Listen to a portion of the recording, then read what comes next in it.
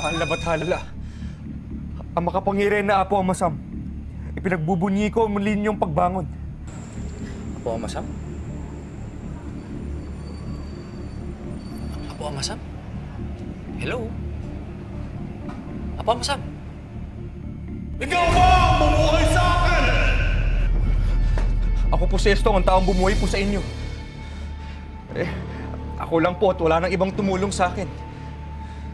Ginawa ko po ang lahat para muli kayong mabuhay at maghari sa sanlibutan. Pero pinapaalala ko po sa inyo, aking mahal na Apo Amasam. Ako lang po at wala pong ibang tumulong sa akin. Dahil ikaw ang gumising sa matagal mong pagkakahimbi. Gaganting pala kita. Bibigyan kita ng kapangyarihan na magpapakita sa mga tao na kailangan nila akong katakutan at sambahin. Mahal na po.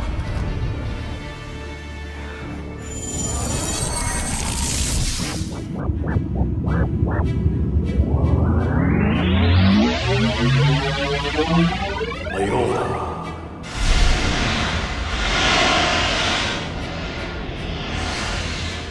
Buhawi.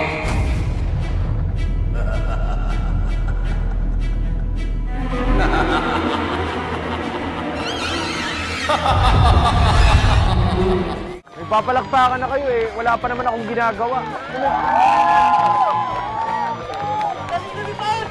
Lipad? Hindi naman ako lumilipad ah.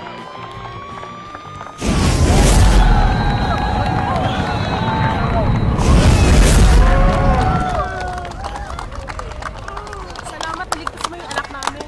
Walang anuman. Trabaho ko ang tumulong. O kayo, kayo nang bahala sa mga kidnapper, ha? Oo. Ano ang pangalan nyo?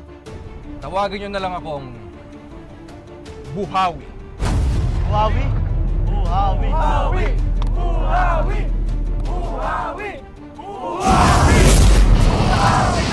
Buhawi! Yabang ng ungas na yun.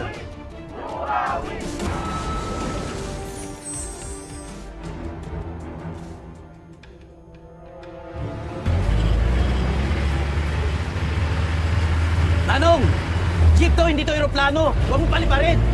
Manong! Tawagan tayo ng preno! Tawagan tayo ng preno talaga!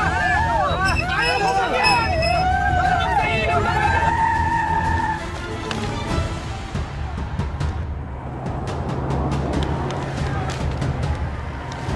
Eva!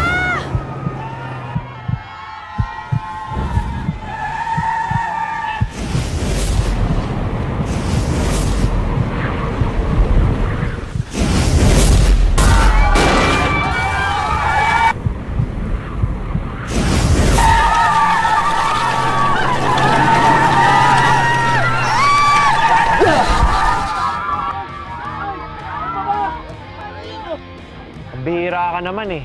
Salamat, Chuperino. Siguraduhin mo muna may preno yung jeep mo para hindi ka driver eh. Maraming salamat, Chuperino. Yung mga pasero ko, niligtas mo. Bilib talaga ako sa'yo. Pati yung jeep ko, niligtas mo rin. Wala yun. Okay lang yun.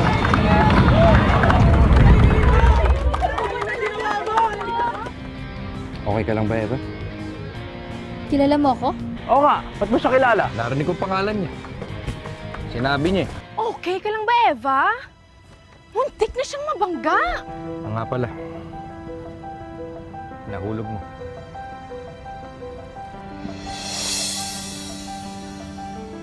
Ay, ang gentleman mo naman. Ang swerte mo talaga, Eva. Salamat ah. Wala nga naman. Basta ikaw.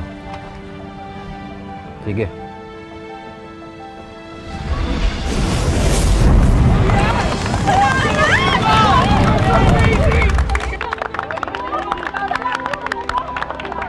May ginawa din naman ako ah. Maganda ang ginawa, Buhawi. Naipakita mo sa kanila ang kapangyarihan na ibinigay ko sa iyo. Pero meron din isang nilalang na makapangyarihan. Hinahangaan siya ng mga tao, mahal na Apo. Nararamdaman ko rin ang kanyang presensya.